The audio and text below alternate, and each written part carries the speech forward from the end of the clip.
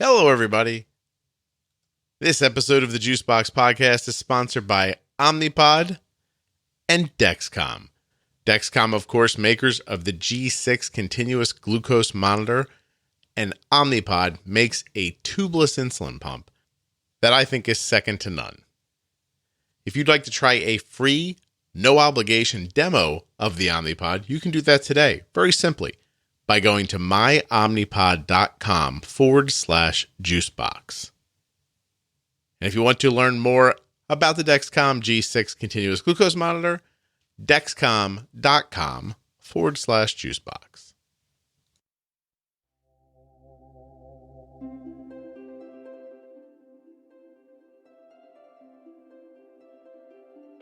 You're listening to episode 357 of the Juicebox Podcast. It's going to be called Smile and Wave.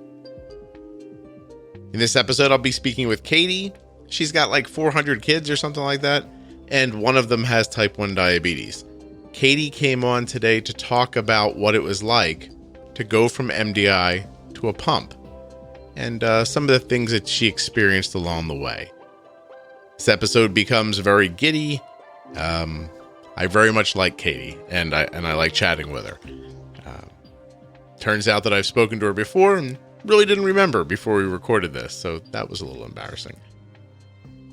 As you're listening, if you'll do me the favor of remembering that nothing you hear on the Juicebox Podcast should be considered advice, medical or otherwise. And please, of course, always consult a physician before making any changes to your healthcare plan or becoming bold with insulin. I would appreciate that if you would remember that. All right, let's jump right in. Katie is really delightful. I quite enjoyed talking to her.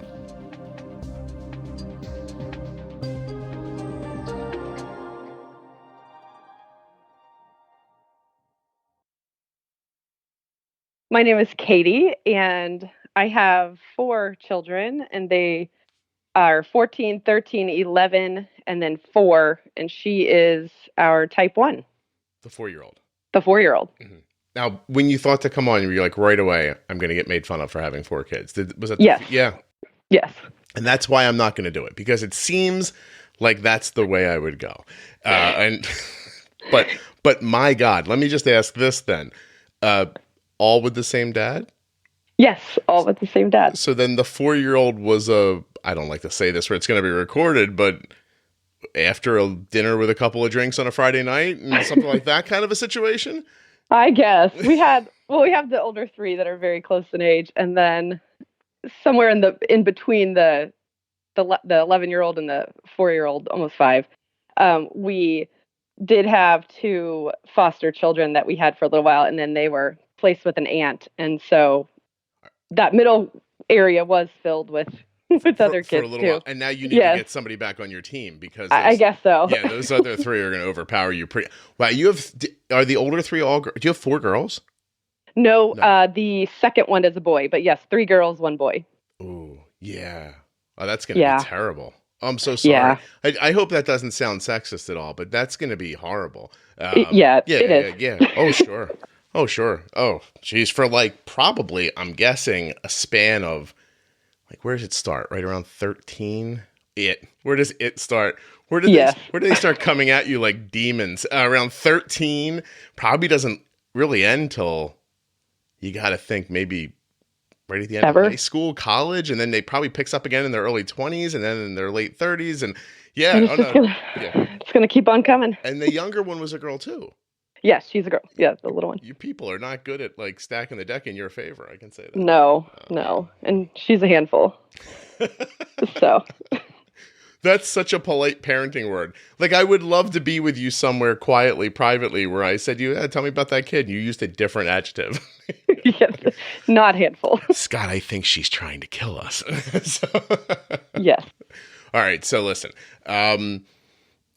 so we're not going to just, it's not that those first 3 children aren't important, but we're going to skip right over them like they don't exist and go right to the 4 almost. I'm sure that's how they feel. So why don't we start with that, right? When your youngest is born, how long until she was diagnosed? What age? She was diagnosed at 3, just turned 3. So are you coming up on 2 years? We are about a year and a half in, a little over. Do you think the other three, now you had foster kids, so maybe this is a similar thing. I'm now in my mind equating foster children to diabetes only because it's like an extra thing to do that draws attention away from other children. I guess that's the way I was thinking about it, right? And so now, like, I'm going to get a note from every person who's ever had a fault. They're going to be like, they're not. But anyway, you know what I mean. It's another thing to think about that takes attention away from your other kids. Do you see that with the other three? How do they feel about it, as near as you can tell? I do. They don't say much, but I think especially with our youngest of the group of three, that they feel a little bit of that we're constantly, seems constantly dealing with the younger one, and they are a little left out, left behind. Do you think that would happen anyway without the diabetes, though? Probably. Yeah. Like, isn't that just sort of like a human feeling? Yes. Like, I want my parents' attention. I want it undivided. Nobody else counts, even my siblings, that sort of thing. And yes. Yeah. And this little one that came along, yeah. Right. Yeah. Years later, and then you're just like, oh, I didn't even think mom and dad had sex. Like, what is this?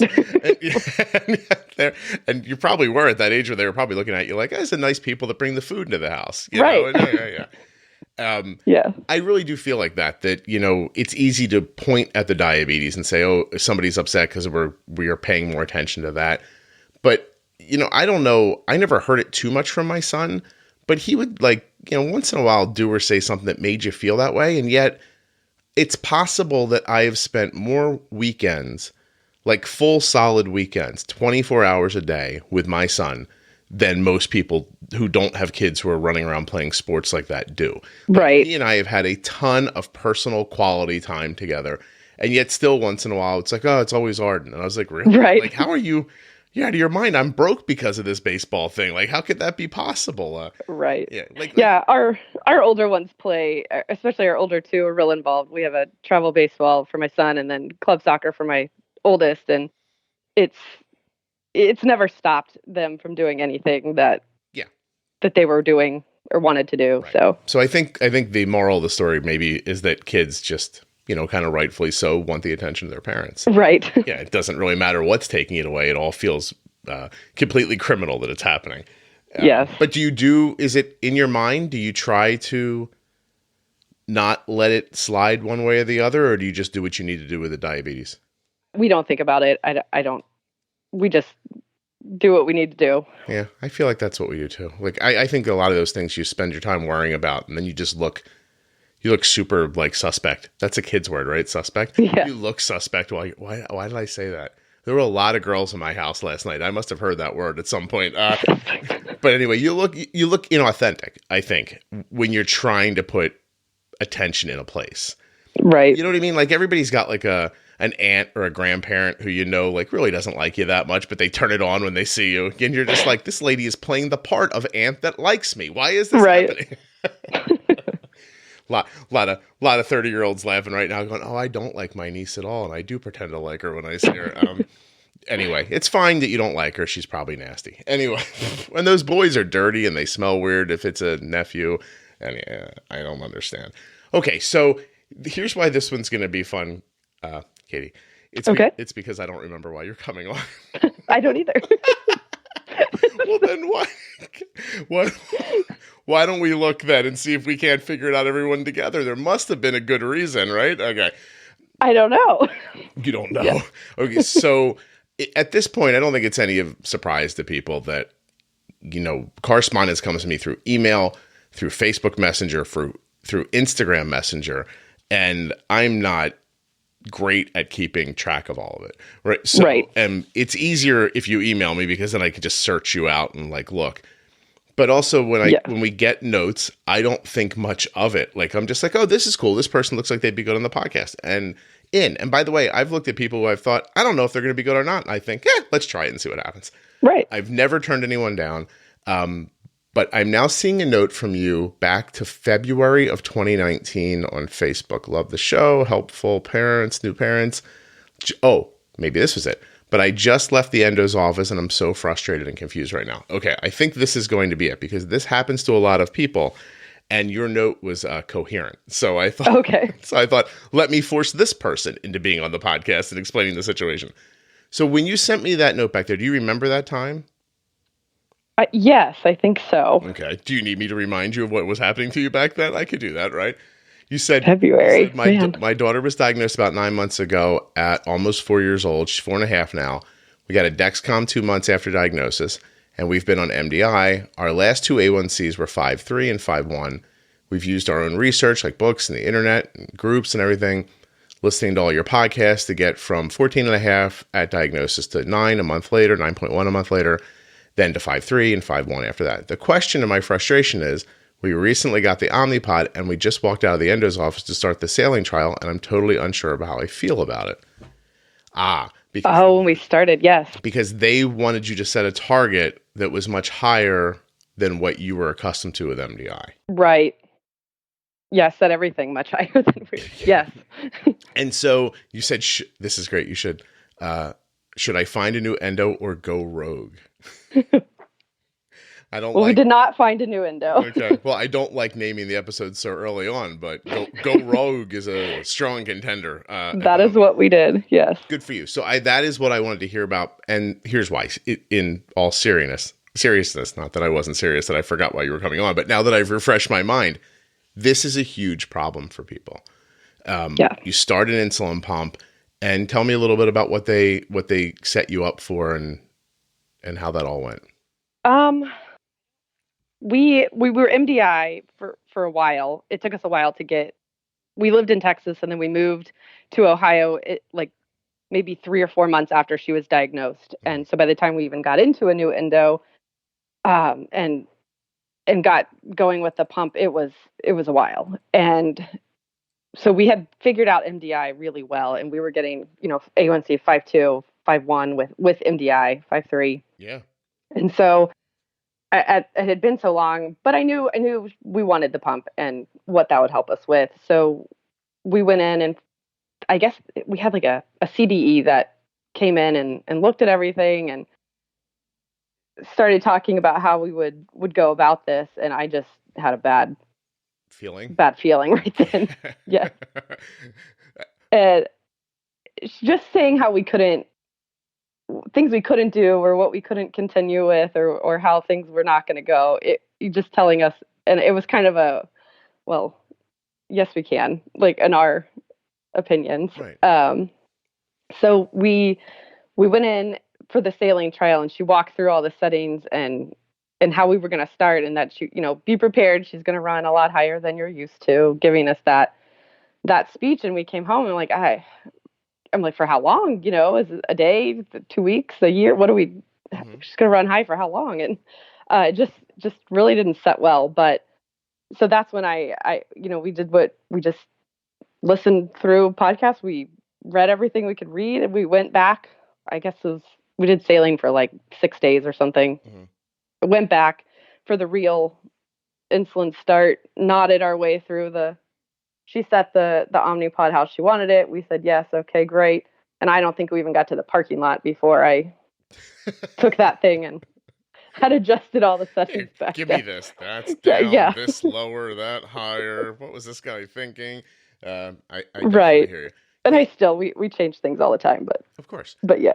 Katie, I apologize for a second. I have to walk down the hall and push a button on Arden's phone. She's sleeping, and I'll be right back. Oh, okay. 45 seconds. You entertain the people any way you feel like is good. Okay. If you feel like you want to sing, just go nuts. No. I don't want to disappoint anybody, but Katie completely chickened out and sat in total silence until I got back. That silence will give us time to talk about the Dexcom G6 continuous glucose monitor. My daughter's been wearing a Dexcom for many generations now, and the G6 is by far our favorite. No finger sticks, no calibration. It's lovely. And it gives you the information that you need to make great decisions about your insulin. What's your blood sugar? Which direction is it moving in? And how fast is it moving in that direction? I know you're excited. That's crazy, right? The Dexcom is at the core of how we manage our daughter's type 1 diabetes, and I think you would find it to be incredibly impactful in your life. some of the really exciting parts of Dexcom have to be experienced, and you can read more about them at dexcom.com/juicebox. But the one that I think is going to tickle your fancy is that you can share your blood sugar, or a child's blood sugar, or a friend's, or a sister's, or a neighbor's, with up to 10 followers. You can do that with Android or iPhone. So just imagine that your friend goes on a trip to Madagascar, and you're here in wherever you live. Where do you live? Wisconsin? Let's say you live in Wisconsin. And your friend says, hey, check out my blood sugar. You know, if it gets too low, would you throw me a text or call me or something like that? I'll be in Madagascar. No problem. You can do that. Isn't that crazy? So no matter where you are, at school, off on a trip, down the block, at a friend's house. Actually, you're going to hear Katie talk about how she handles it later with her daughter, and I love her system. So you'll hear more about that. Anyway, Dexcom. You got to check it out. Dexcom.com/juicebox. It's the bee's knees. Omnipod is excited. They want to. They're sitting around clamoring right now. They're sitting at Omnipod right now, waiting for you to go to myomnipod.com/juicebox. Because when you go there and you tell them, hey, hi, Omnipod, you'll type with your fingers. You don't really have to say any of this. You just fill out a little form. But it's, basically, here's what you're saying. Please send me a free, no obligation demo of the Omnipod so I can try it on and wear it. Or, put it on my kid, see what they think, go for a swim with it, jog around the block, roll in the hay. I don't know what you do. But I think no matter what you're going to do, trying on the Omnipod in real life situations is going to give you a great feeling for whether or not you'd like to move forward with it as your insulin pump. myomnipod.com/juicebox. Get that free, no obligation demo today. No obligation means if you get it and you don't like it, no harm, no foul. Nobody cares. You're all good. They don't bug you afterwards. And if you want it, you just say, hey, I'd love to keep going with this. I love the demo. Send me a real Omnipod. There are links at juiceboxpodcast.com and right there in your podcast player to all of the sponsors. Please support the podcast. Click on those links.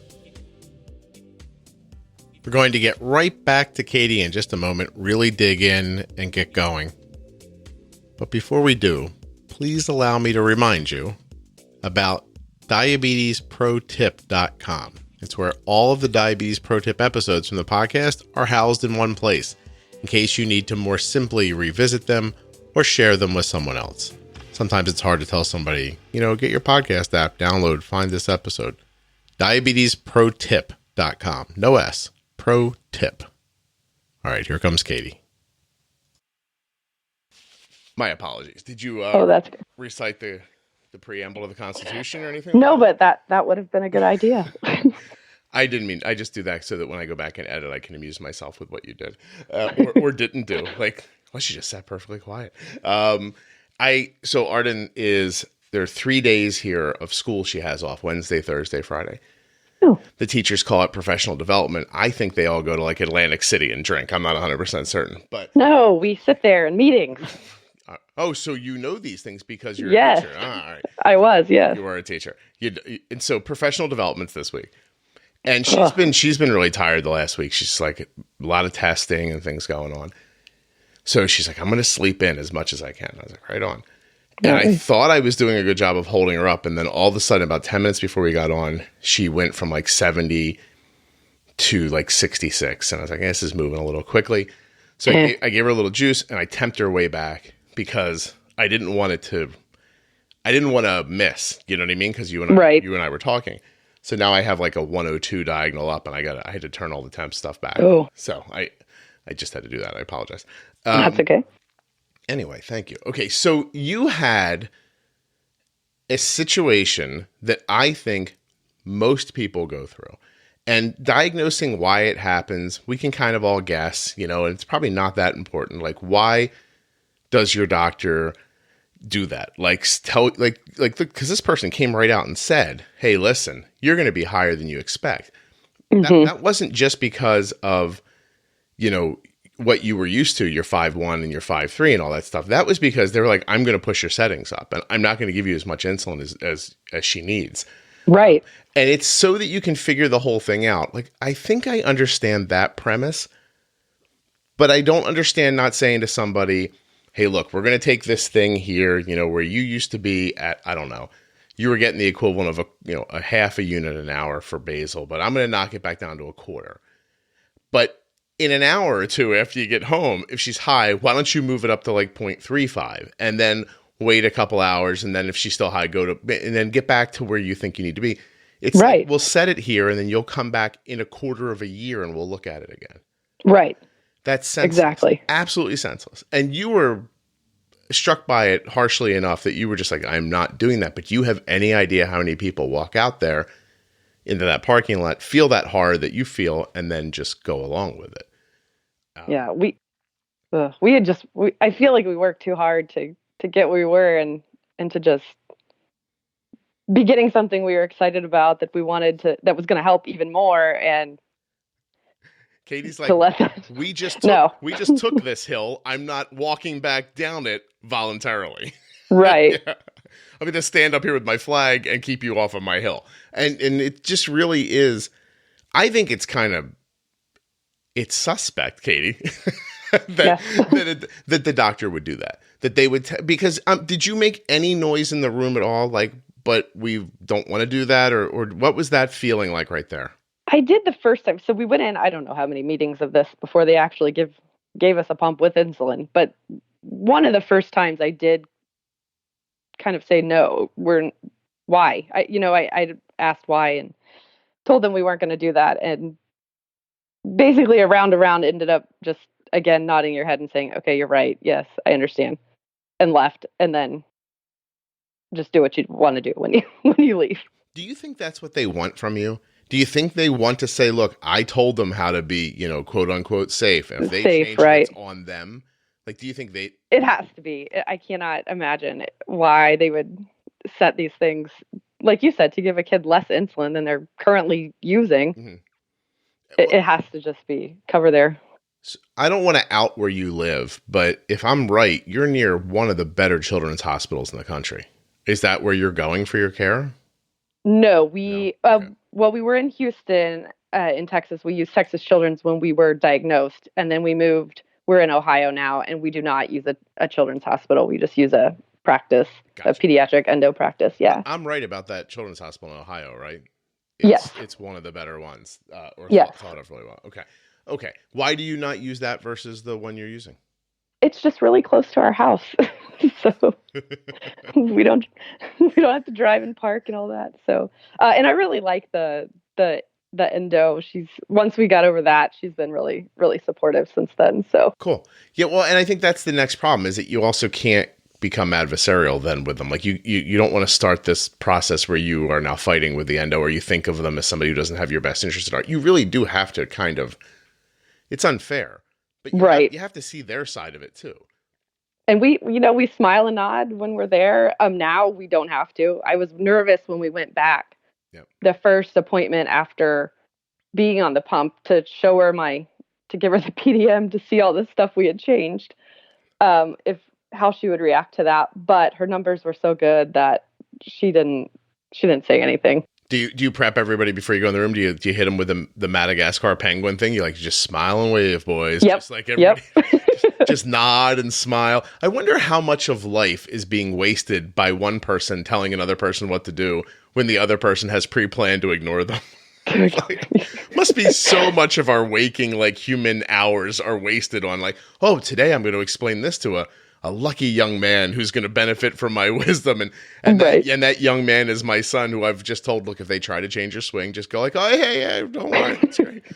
Yep. Thank you. I can't believe I have the benefit of your beautiful, and then just walk away. And you're doing it in the endo's office. My wife is clearly doing it around our house. I don't think she agrees with me about anything. She's just like, oh, Scott, that's such a good idea. You should share that with those people on the podcast. We were talking about, I'm heading out kind of on it's talking time of year for diabetes. There's this condensed couple of months where I'll jump from city to city and do this stuff. And I said to her, I'm like, I'd like to have something when I'm talking, because people are trying to write, like I wish I could bring like pads of paper with us that also maybe had information at the bottom about how to like subscribe to the podcast. Like it seems like a good idea. And then I looked into it and pads of paper were expensive. And I was like, oh, I can't do that. And so we're looking through and I was like, oh, here's a good idea. Like I can get this 8.5 by 11, like it's like from a printing company. They're incredibly inexpensive. And maybe I could set them up like worksheets for the talk where you could take notes on them and stuff like that. And I said, I think that would be a good idea. What do you think? And she says, do you think people would take that home? And I'm like, you don't like me at all, do you? Like you would, I said to her, I'm like, you would never come out and hear me speak, right? And she goes, oh no, I don't think so. Having said that, she's seen me do it before and she seemed like she was, unless she was just smiling and, oh my God, Katie. Smiling on. Anyway, I'm kind of going over that fertile soil because I think it's a diabetes tool. It really is. For your own sanity, you really do have to be able to like look through them and go, okay, what you're saying right now does not apply to us. And so I'm going to let you feel good about this. And then I'm going to go home and I'm going to, try to diagnose this on my own because your doctor really is giving you it's boilerplate advice, right? Like, cause I'm looking at the rest of your note here. You said they want to set our target at 150, in a range from 100 to 200, and we're not supposed to correct until 300. And I don't know if I should just send it back and forget it. Wow, look at that. At that time, you were like considering not pumping because of yes, definitely. Wow, that's something. And I'm assuming that there's an endo listening right now who's like, yeah, that's so we can make sure you understand the pump and everything. The pump. What was that? The pump and everything. Did my lips get stuck together? But I think that you had a perspective that most people don't come in with. Like you came in with all of your research and the podcasts and all those things. You didn't need somebody to dumb it down and to push it to the other side of the safety zone so that nothing would go wrong. I find this reminiscent of when people say to me, hey, what's wrong with my graph? And I'm like, oh, you don't have enough basal. And they say, but I can't turn my insulin up. I'm always getting low. And I'm like, yeah, but you're getting low because your basal's not doing its job. And you're kind of putting in too much insulin to try to overcome the food. And then it all kind of like pulls up at once and drops you low. Like believe it or not, if you had more basal, you'd use less meal insulin and you wouldn't get low later. But that's a weird thought leap to make, because if you're getting low, why would you put in more? And that's not always the situation. Like everybody that's not just an easy fix, but it's a good example. And I wonder if this isn't the same thing. Like people end up messing up, but it's not because of where their settings are. It's because of how they use the insulin, I think. Right. Yeah. Did you have any trouble switching to a pump after you decided to do it the way you wanted to? No, it's been great. We love it. Our ANC has gone down. So. And everybody, Katie's been on the show today. We really want to appreciate it. She's done now because she's told the whole story in a sense. Katie, you're not storytelling here at all. You're just like, no, it's great. Thank you. They sucked. I don't remember. Well, we went home and I, like I said, I was in the car. We got to the car. I fixed it. We've had to go in and play with it more and more, but we've learned, I think, listening to your podcast, all the different tricks and reading and with our timing and with our basals, we've been able to really, really get things to where we want them. So like I said, we've actually improved on our time and range, our standard deviation, everything. So well, that's really great. It's been great. Yes. I think I don't know. It's a bunch of trial and error. Of course it is. How we do it. Yeah. So. And there's nothing wrong with that. And it's funny. It's because people don't have success because that's the exact thing that you need to do. And it's the exact thing that they tell you not to do. They're like, here, go home. Don't touch this. Come back in March and we'll look at it again. Right. And that's the 100% the backwards way. No. When we were diagnosed and we left the hospital, I remember getting the basic, what everybody gets, advice. She ran really high and we'd call in those numbers and 200, 250, 300. And they're like, oh, it looks great. And you're like, no. I don't feel like it is. But I don't think so. Right. But but I remember our CD in the hospital. She did say one of the things they were teaching was you should give insulin and wait before eating food.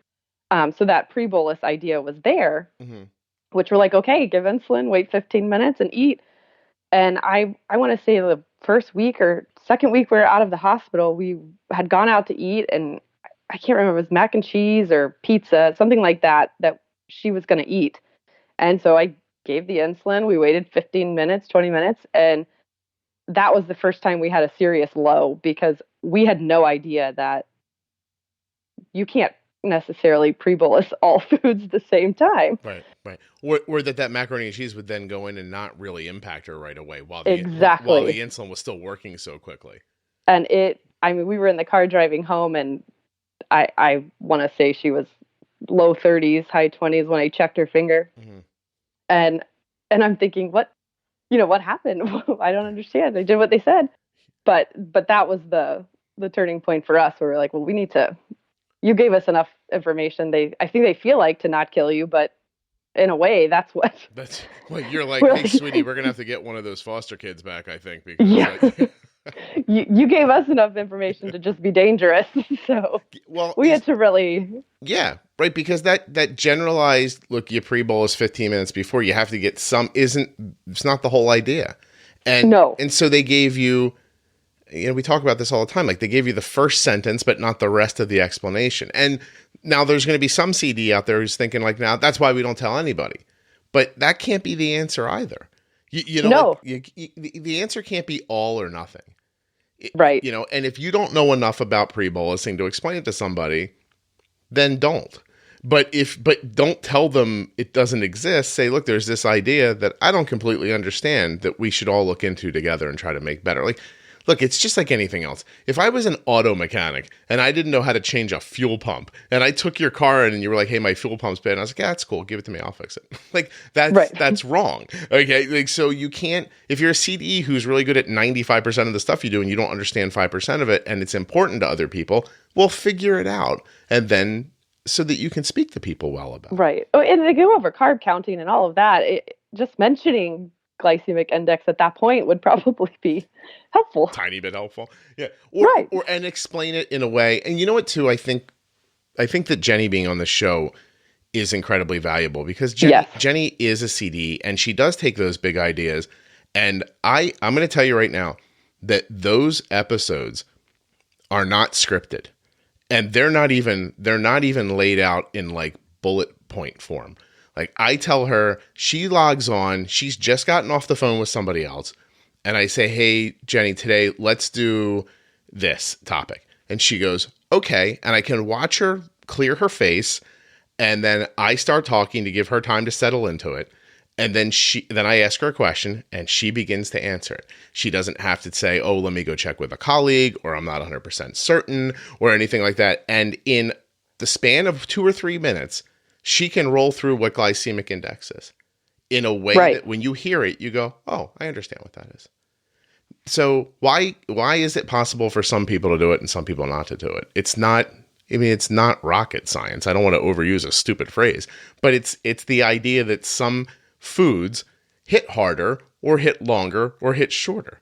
Right. I mean, now I just explained it in 8 seconds. And would have been great to know right then. Yeah. Right? And so I think the bigger problem is, and not to joke about it, not everyone's a great communicator. That really sometimes begins to be the issue. It's like, you could be sitting across from a CDE or a doctor or something, anybody who really does 100% legit understand what they're saying, and they're just not very good at explaining it to you. Right. And you wonder if that wasn't your situation. If that person who said pre-bolus 15 minutes had all those other thoughts in their head and just didn't. Yeah, couldn't, didn't, wouldn't, shouldn't, like whatever reason, couldn't get it. Ran out of time. Yeah. Yep. Oh, geez, look at the time. Get out of here. Oh, by the way, don't eat macaroni and cheese or pizza. What? No, goodbye. And, yeah, would have been nice even if you would have got that. Because did you fall on that thing where like, oh, this is working?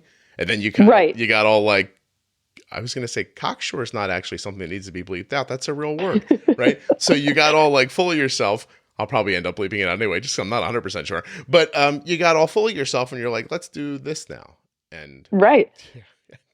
yeah, we were starting to figure things out. We're pre-bolusing, got the Dexcom, our lines were looking good, and then it Arden's went south.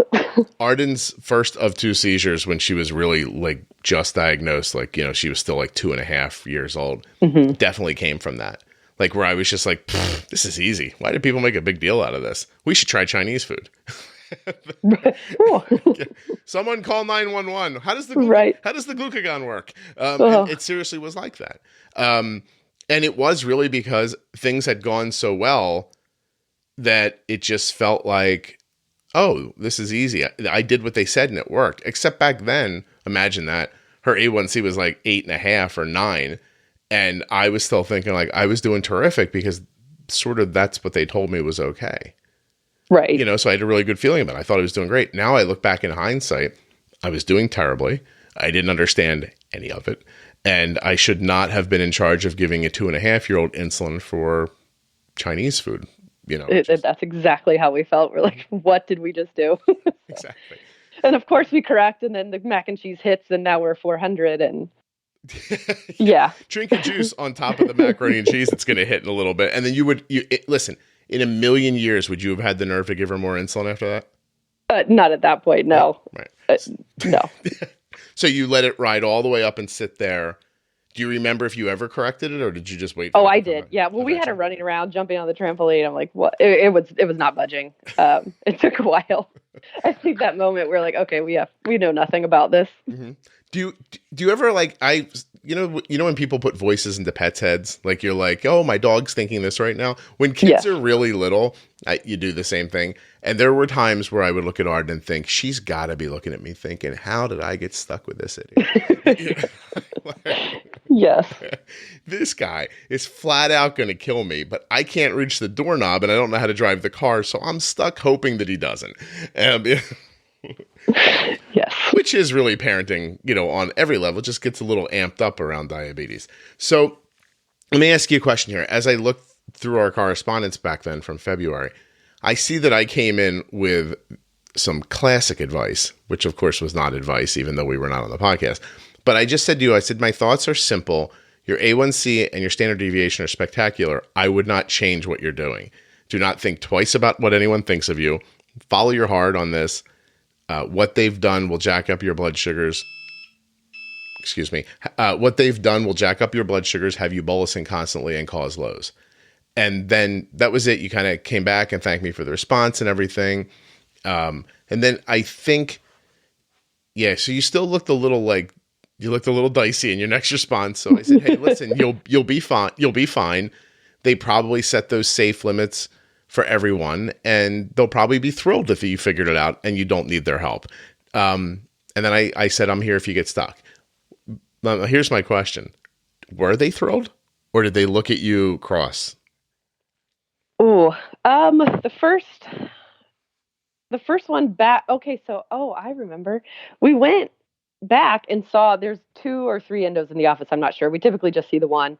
But with the schedule, the next appointment was with a different endo that we normally see. Mm-hmm. And I don't think he'd never met us. He just looked at the papers and we were out of there. Like, it was a non-issue. So. Oh, really? He scheduled with a different guy. So. You're cagey. But when you got there, were your numbers more like what you had prior to pumping by then? Yes, we had dropped. I think at that point we came in and it dropped to about a 4.9, and he gave us he wanted to change the correction factor or something, and we smiled and nodded and said, okay, no problem, and that was it. Yeah. And we left. He didn't know us. We've never seen him since. So I kind of avoided the situation. So I get this feeling sometimes, like maybe I'm speaking out of school, but this is my interpretation. When Arden goes to the endo, they come in the door and there's this like tension, like because they're running from room to room doing this thing over and over again, where they're probably having experiences where they're mostly going, oh my God, this person's like gonna die. Like, and I can't get through to them and I don't know what to say and blah, blah, blah. So there's this nervousness. When they come into our room, I see their shoulders relax Everything becomes friendly. They're sitting down there. We're sitting back in chairs instead of sitting Yes. forward in chairs. And we have this nice little conversation. How are things? Oh, they're good. What have you been up to? We changed this. Arden had this happen. Her period really was tough in this month, but we fought back. Blah, blah, blah. Then they usually look at me and they go, where do you expect our A1C to be? And I go, I don't know. And I always guess higher. And then Arden goes, he always thinks it's going to be higher. And then it comes in the room. They look at the paper and they go, all right, it's fine. Do you have any questions? Do you need any prescriptions? And then that's it. That's it. I always think like I'm there, like providing them like with a 15-minute like vacation from the whole thing. And I imagine what you said was similar. Like the guy probably came in and looked at the papers, just like, ooh, I don't have to do anything. Like, right. 5-minute appointment. In and out. Here's your scripts. I'll see you later. Yes. Gotcha. What do you need? And then we've been back a couple of times since, I believe, and 2 or 3 times, and we're back to the original lady, and she's very happy with how it's going and has no complaints. And so Katie, I think has figured out that we know what we're doing fairly safely. That's excellent. That's excellent. I've scrolled down to the last time you sent me something. And I realized, I've talked more than I thought we had. But there's something really interesting here that I would love for you to go over and tell people how you took care of it. But you had like incredible anxiety coming, like thinking of changing from MDI. Yes. And why was that, first of all?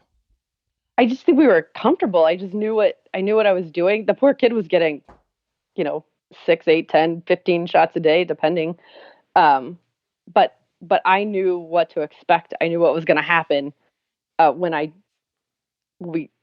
she was going to eat a certain meal. I knew how to dose for it. I knew the timing of when she needed those shots, and it was just rolling. It was just working. And we have, like you said, 4 kids. It's busy. We travel a lot. We're always out and about. We eat out a lot, and it worked. And so I knew in the back of my mind how much more freedom we were going to have with this pump, but to go in and mess up everything I knew and had worked so hard to learn, what made me really nervous. Yes. Yeah. And so what you did was you tried to like educate yourself before doing it. Yes. Before I did everything I could to listen to any podcast that had anything to do with it. I read anything I could find, to learn how. I was trying to figure out, okay, exactly what basal rate do we need to run based off what she's getting. So I already knew that going in, what I wanted to set it with to start with. And of course it was much higher than what they wanted to, but okay. Like I said, we fixed that right away. And then have made adjustments, from that point. Listening, the Pro Tip series has helped a lot. Setting basal rates, we probably test those out once every week or 2 weeks or so, just to make sure we're still where we need to be. Plus, I find that, especially if we test at night, we have a lot less. We have a real flat line overnight normally, and I can sleep. So yeah, so good. Those are my favorite nights. Yeah, good to stay ahead of it so that you can have those nights of sleep. By the way, I think there's research out now that says lack of sleep is a precursor to Alzheimer's, which has now got me worried. Well, I'm gonna have that. Yeah. I'm just like, wow, geez, I better. Can I bank sleep? Like, can I get extra now? But your point is if you keep ahead of those basals, and then you get all that. It's like free time overnight where there's no. For the most point, and your daughter's younger too, so there's not a ton of growth spurts going on yet. Like she's probably just growing pretty consistently and slowly, I would imagine. And so this is a nice time. Like I always say, like steal your A1C overnight. Definitely. Yeah. It's a third of the day where there's no food, no activity, and you can get great steady blood sugars that help offset when you do have a problem during the day. And then when you do have something happen during the day, you don't have to be like, oh my God, like you still think, okay, well, I'll fix this and I'll get it back. But it's not the end of the world. This spike isn't going to take us to like a 9 A1C. It's going to take us to a 5.5 maybe. And right. Listen. I like we have day. I mean, she's in school now. She's, we have things happen in the day. We will spike every now and again and lose control. But we do get it back, and even those don't seem to affect the A1C much, and they don't. Even our standard deviation is fine, and we do mess up. Like we miss a lot. Of course. Oh no, yeah, I don't think that I don't think anybody doesn't. Honestly, I do, and Arden, sometimes it's like, oh, what'd you say about insulin? I didn't do that. Like that still happens. It happens to everybody. You should probably expect it to happen. You should not get comfortable with it and then just let it go. But you should expect it to happen, and you can't like freak out. You sort of have to keep going. I think you really did something kind of special here, because you may not believe it because it's just your life. I mean, you believe it because it happened to you, but this is such a common feeling for people. The idea of change in general is difficult. The idea of changing from something that you really have a handle on, that to me is just like downright frightening. Like you used the word anxiety. I would have been scared. Like when we moved to a pump, I was excited because it's not like we were having some great success on MDI. Right. You did with MDI a million times better than I, on my best day with MDI, ever accomplished for Arden. So, I mean, you had that going. I was just like, yeah, great. Let's try something else because this sucks. But it didn't suck as much as I sucked, honestly. No, seriously. There's no, back then, I mean, we didn't have a CGM. We had a meter. God knows how accurate it was or wasn't.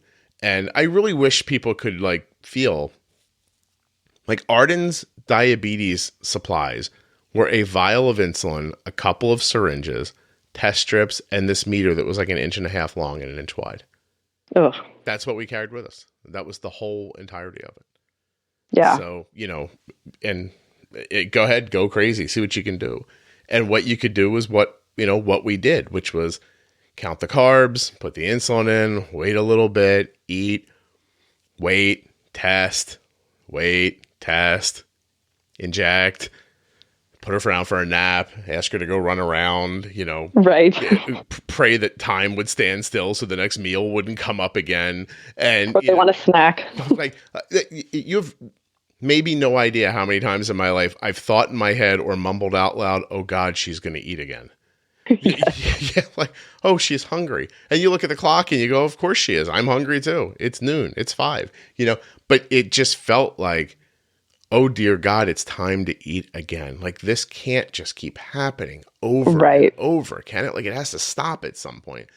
And it didn't, And I think when she was diagnosed so young, the anxiety hit right then that, oh my gosh, she's going to have all these complications diabetes her whole entire life, basically. And so that fear of high numbers almost like set in right away. And so that I'd see anything over 120 and I'm freaking out and we got to get this down. And so I think that kind of drove that and almost killing her with mac and cheese to get on the research and start listening and finding you and figuring out what we could do to get a handle on this. I still think we have moments of honeymoon, like spurts of days when usually kind of comes in 2s or 3s when her pancreas decides to work and we fight lows, but a lot randomly, but they, and then it passes and we're back to the old settings. But I think one of the main tips we got early on in the podcast when we started listening was, we could catch a falling blood sugar so easily than sit and stare at that high number for all night. Yep. And so once we learned and we're comfortable with like, hey, juice works or these jelly beans will work, then that's when we could kind of go in and hone in on all those numbers. And if it was too much, it was too much and we fixed it. Yeah. And she's fine. That's excellent. That happened to us last night, really. Arden, like because the girls don't have school the rest of the week, it started with, hey, Bella's going to come home with me after school. And I was like, yeah, sure, Bella will come home. And then I went upstairs to work on my presentation for this weekend. I'm doing by the time this comes up, it'll have been 6 months ago. But I basically am going to do my JDRF talk with an extended Q&A locally. So like this free thing for people. And we've got like 50 people coming already just from the podcast, just saying out loud on the podcast, which was really cool. And so I'm putting my presentation together and everything. And I see a car pull up. And now Nadia is here. And so I'm like, okay, I see where this is going. And then I hear this bang, bang, bang, bang, bang, bang, bang loudness. And I'm like, that's Sanjana. Like, so like I can tell her friends as they're coming in. Right. So now in my mind, I'm going, Arden, I brought Bella home. I saw, Danielle or Nadia come in. So I can hear Sanjana. And then sure enough, Olivia came in. I was like, yeah, they're all here now. And so I'm like, everyone's here, which now means we're on the hook for dinner. Like I knew that. I'm like, we're going to have to feed these girls. So I get the call from downstairs. Like, can you come down? I come down and Kelly's down there and she's like, we're trying to figure out what to get the girls to eat. And I was like, yeah. And she goes, it's between pizza and Chinese. And I said, well, Chinese is more expensive, so get pizza. And that was my first thought. I was like, buying all these girls Chinese takeout is going to cost like $200. And pizza will be $35. So we're going to get pizza. I've made the decision for everybody. Congratulations. The girls are just nodding along. They really don't care. That's the key, by the way, for any of you people out there, you new parents who are like all into giving kids choices. They don't care. And so I was like, all right, so pizza. And then it comes home and we bolused heavily for it. And because there were fries and there were pizza, I saw broccoli was there. And then I'm like, oh, look good. There's some vegetables. And then, like there was a cheesesteak and people were cutting up into little slivers. So I'm like, I don't know what's happening. So I was like really aggressive with it. And maybe like an hour later, she was just right at like 73. And I was like, this is not going to hold. Like, I know it's not going to hold. Right. Like, so the minute it tried to drift down, I had seen these, they must have gone to the grocery store, all of them together. There was this big bucket of eclairs in the, like they were like little miniature eclairs. This would two of these girls have their period right now. Just, I won't say which ones. And, and so I was I'm sure they'll thank you. You think? And I was like, so I see what's happening here. Right. So I just texted Arden. I was like, why don't you grab a couple of those eclairs? Cause they're little tiny ones. And she's like, okay, she ate them. And I think maybe 20 minutes later, when I didn't see it move the way I wanted it to off of the food, I was like, hey, kill the basil for like a little while, and let's see what we can do here. Like turn insulin off for a little bit. So she did. Right. And then we caught it and it was good. And it never got low, but it's what you were talking about. Like I'd rather stop a low than a high. Like I was just like, obviously too aggressive, but not that over and crazy. Like with all that spread of food out there, had she just eaten 6 more bites of something else, I would have been right. Right. You know what I mean? Like, so I'd rather play in that pool than the one that has us at 250 or 300 all the time and scampering around giving extra insulin and all that. Right. And we definitely on heavy carb like that. I'm like, tack on a little more than I think it is just to be safe. Yeah. Yeah. And then we'll fix that if we need it. And we've had to convince the I guess nurse, whoever's at her school, we're working with her that is definitely the better way to go than she always wants to back off on insulin. I'm like, no, add a few more. Let's add another half unit to that. Oh, I hear what you're saying, but I'm just going to reach over here with my foot and stomp on your foot right on the gas pedal. And there we go. Keep going. Nope. You don't want to go down that road. Yeah. If we're going to get low, I'm going to make her low. It isn't going to happen by mistake. Right. And actually, too, it's funny because I'm now thinking about my presentation.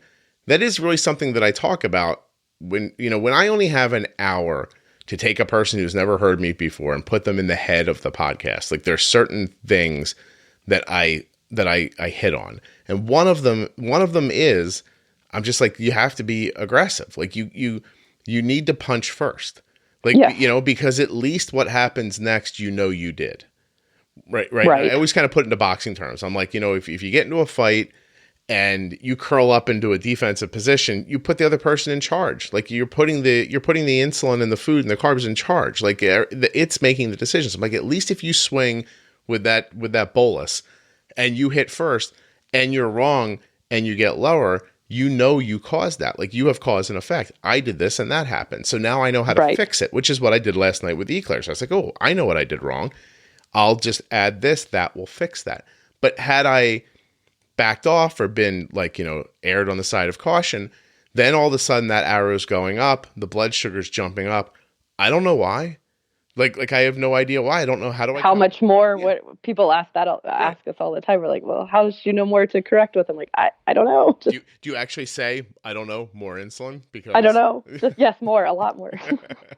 2 arrows up, right. not good. Yeah, right. See, Katie, you are like my Luke Skywalker in this situation. I'm Yoda. So you really are talking the way I talk about it. You're like, I don't know, more. 2 arrows, bad. Well, we moved. So we were living in Houston. We saw the endo one time and moved, and then didn't see anyone for 6 months. So the podcast was how we learned to take care of diabetes. So I'm both grateful and sorry. That's yes, we there was my husband's like, you want to do what from you heard it on a what? I'm like, yeah, I think it's gonna work. He has a kid.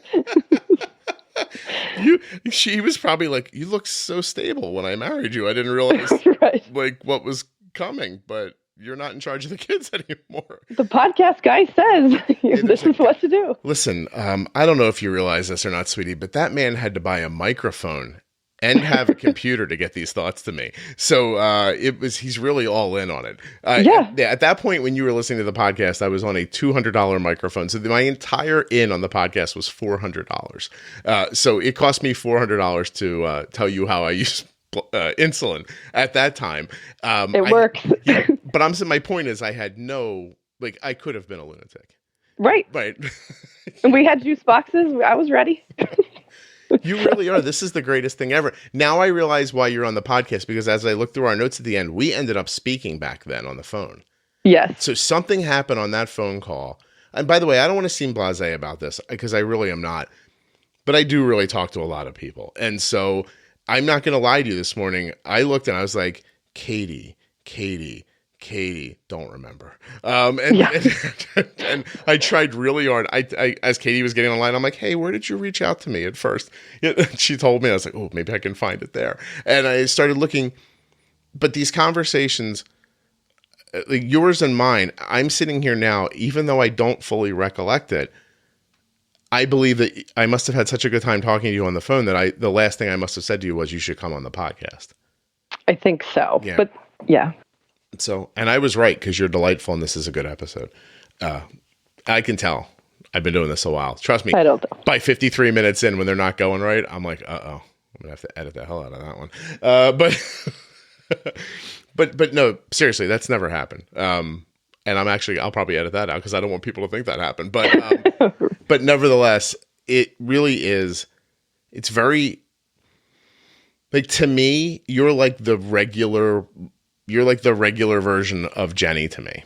And I'll tell you why. Because when I first had Jenny on the show and she was just on as a guest, when I got off, I thought, oh, I love the way she talks about this. And, you you could say that that's ego because she talks about it the way I do. And I just liked it because she was saying what I was saying. But I love your attitude. Like just now when you said that, you're like 2 hours up. Uh-oh. It's almost like, I wish you could hear it in my head. It's not even like words. I just hear I see the arrows and my brain goes, and I'm like, oh yeah, insulin. How much? Yes. How much? I don't know, more. Yeah. Wait, a lot more. Yeah. Oh, a lot more. It's moving really quickly. Do it again. You have no idea how many times because Arden's bigger now, so she uses more insulin than in the past. The other day I saw, I was like, I got a diagonal up. She got a diagonal up arrow. And I was like, I texted her, I'm like, hey, you got to put in this much insulin. And she's like, all right, I did it. She put it in. And 5 minutes later, the change that happened with the number, I was like, ooh, that wasn't enough. Yeah, 20-point jump. Yeah. So I texted her back and I was like, do more. And here's how much more. And she goes, the other bolus is still going in. I was like, well, when it's done, put this in, right? And she's like, you're a pain. I'm like, I'm not a pain. It's not me that ate the muffin, but I don't say any of that. I just go, yes, I'm a pain, sweetie. I'm so sorry. And, I apologize. And, and there's more, put more in. And then she's like, she actually said to me, she goes, this seems like a lot. And I went, it is. And if we're wrong, we'll try to trade it off for basal later. Right. And that's it. Well, our little one, she runs around the neighborhood with the friends and the phone, and we see stuff like that. We're like, oh, it's going up, come back. We'll bolus her, and she runs back off. And we've had to do that 5 minutes later, call her back. She's like, so, I just ran back here. Yes. But with Dexcom, she can run off. She goes off with, we can't text her. She can't really read, but we can call her and we can she'll do what she needs to do. So we've also taken that aspect and put it to work. You ever just look her in the face and be like, I need you to learn to read pretty quick here? Yes. Like, yeah. If I send a red dot, eat a Skittle. So, do you guys do stuff like that? Yes. Oh, that's brilliant. Excellent. We've got some codes. Yeah.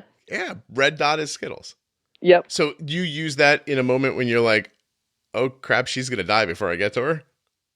Yeah, we'll call in that situation, but. Hi, sweetie. Yeah.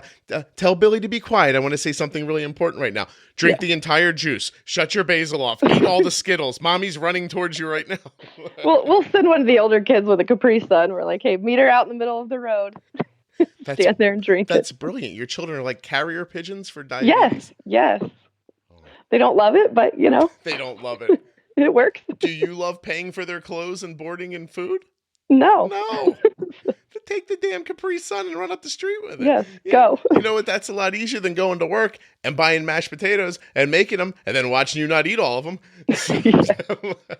Exactly. Because that'd make a person murderous, just in case you're buying your shoes you decide you don't like. Yeah. Oh, my feet got bigger again. I'm like, you are lying. You don't like them now that you got them home. You know you can't cop to it. You're like, these are tight. I know it's happening. Oh, they're horrible. Yes. Okay, you and I get along great. Yeah. This is nice. Did you come see me when I spoke there 2 years ago? In Cincinnati? Yeah, wasn't I there? Yes, we had just moved here. And so that was kind of how we learned. Is that how you learned about the podcast? Yeah, I think so. Wow, look at you. I love that you kind of don't know your life. I know. Yeah. It's a blur the last few years. I've never said this to anybody. Like, I've never been overtly like sexual at all on the podcast with anybody because I'm married and so are you. But it's hot a little bit how you don't know what's exactly happening. I don't know how to put that another way. Too many kids, too much going on. Kate, you know what it is? I realize it now. You seem like you have a drink and a half in you. Like, that's what and I don't drink. But... Like, you know what I mean? Like, it's like you've given up just a little bit. Yes. Yeah. Well, because it's either that or I don't know what, but not good. No, I genuinely believe that it's very healthy. I mean, not the drinking, but that kind of feeling like you just have to let some of it go. Like, I like that you don't have recollection on everything. Like, I seriously mean that. I'm similar in that I don't hold on to things like too tightly. And you, I guess when you guys are listening to this, you have no idea that it's not easy for me to like sit down and really go, oh, all right, that is what happened. Here's what happened next. My brain really is a little more like freewheeling. And so I'm impressed with myself when I can tell a story, and when I get done, I'm like, oh, that is what happened. I didn't even make up anything there at all. Well, it kind of is bad in the middle. You get done with a meal that you've made all these adjustments and it worked out really well. And I'm like, now how much did I give there for that? And like, I don't even know. Arden's so like that. Like, sometimes I'll just be like, hey, what's it asking for? And she'll put it in. And then 5 minutes later, I'll be like, how much went in? She goes, I didn't look. Right. I don't know. I'm like, you didn't even see it when you pushed the button? She goes, I did, but I don't remember. And I was like, okay. And to me, a little bit, that's a comfortable, healthy sort of vibe around diabetes. Like, you're not constantly running around with numbers in your head all the time. And, it's one of the biggest things, right? Like, it's from this presentation that I'll start giving, all over the place. I'm going to tell people, like, everything I just said probably seems incredibly complex and time consuming to you, but it really only is not. It's not. Yeah. No. In the beginning, maybe a little bit, but then boom. Right. Although in fairness, you and I appear to be the same person. So it's possible that you're just like, wow, I found my doppelganger who already understands diabetes. I'll just do what he's doing. More insulin. That's all I need. I don't need a number. Just more. By the way, tell your husband I agree with him. You were insane to listen to me. Well, in the school nurse, it's funny because the pump, I guess, has a carb ratio in it, and I have to send her the number of carbs in the lunch or whatever to put in, and I have no idea. I just know how many units the the lunch will take. And so I'm having to do calculations now going, okay, well, I would give it this many units. How many carbs is that? So I can send the lady how many carbs to put in to the pump. Yeah. So I don't know how to think of it that way. Like, I don't know. Just give her 2 units. Yeah, please stop. I'll tell you, that it really is. It's heartwarming to me. I want you guys, listen, all of you do what Katie's doing, if you can. Yeah. She's exactly picked up what I've put down, to use the 70s vernacular. I really am super, it's embarrassing after talking to you for this hour that I didn't remember talking to you before. I feel badly about that now that now that it's happening. But really, really amazing. How you did this is astonishing. Can I ask what your daughter's A1C is right now? We just went in October and she was 4.8. Jesus, that one. Do you let her eat, or she's eating? She eats all the time. Yeah, and no restrictions to her. No restrictions, and she eats this on Fridays at school. They have they call it a snack cart. It is a dessert bar. Mm-hmm. Why they have this moving dessert bar. I feel like she has her popsicle with lunch every Friday at school. She eats, nothing but carbs, I feel like. But she's good about ordering of foods, eat the protein first, and so that's kind of been ingrained in her. We don't have to tell her to, she just does it. Mm-hmm. But just insulin, we just keep it coming. Wow. That's really, seriously, we joked around a lot in this hour, but this is incredibly commendable. That you've picked this all up this quickly and put it into play and overcame the anxiety of the switch from MDI to pumping and, shared this with everybody. I think this is really cool because I think, what I'm going to say to the people listening is that Katie's vibe is the goal. You know what I mean? If you can get somewhere near this is going to be a healthy way to roll through life with type 1, I think. Right. And it does not take time. It did at first, like you said, but we don't think about it. We glance at my phone, send a text, give her a call, whatever we need to do. And yeah, I don't think she has any idea that her life is much different with diabetes. She eats, we pre-bolus, she doesn't even know it. I just run and hit her whenever I need. I know it's about 20 minutes before we're going to eat. I don't think she even is aware of the inconvenience this could be to her. She has no idea. Yeah, you're like diabetes Wonder Woman. No. Well, but like I said, we screw up. Don't get me wrong. Has to be. I don't know how you wouldn't. It's such a it's such an up in the air thing that every once in a while you just not get it right. But oh my God, seriously. So I'm gonna go because if I don't, I'm gonna ask you to leave your husband and come meet me somewhere. Sure. Because I'm just right. Really Katie and I. What would end up happening, right? Is 2 weeks into it, we'd be so similar that we'd get nothing accomplished, have no ability to make money, and have to leave. What did we do yesterday? I don't know. Yeah, it would just be a complete disaster. 5 seconds. Oh my God, my wife so counterbalances all of my stupidity. Gotta have someone different. Oh my God, absolutely. Katie, seriously, I really appreciate you doing this. Thank you so very much.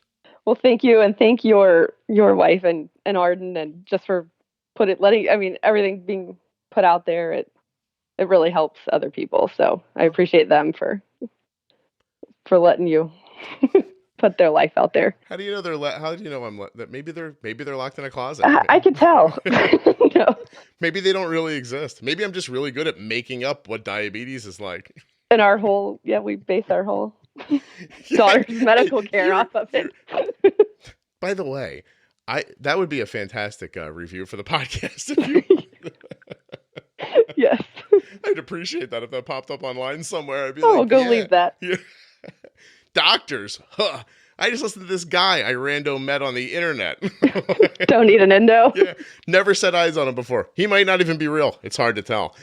He says he has a daughter, but he doesn't really share pictures of her. She might not exist. But it works. Trust me, she's here. I can feel the anxiety in my spine from her being alive every day. So. Every day, yes. All right. Well, thank you. Day. Thank you so much. You too. I really appreciate it. Bye. Huge thanks to Katie for being a good sport and sharing a very real story about what it's like to move to an insulin pump. Thanks also to Dexcom, makers of the G6 continuous glucose monitor, and of course, Arden's insulin pump, the Omnipod. Get your free no-obligation demo of that wonderful tubeless insulin pump today at myomnipod.com/juicebox. The Diabetes Pro Tip episodes are at diabetesprotip.com or right there in the feed of your podcast player. Thanks so much for listening. I'll see you soon.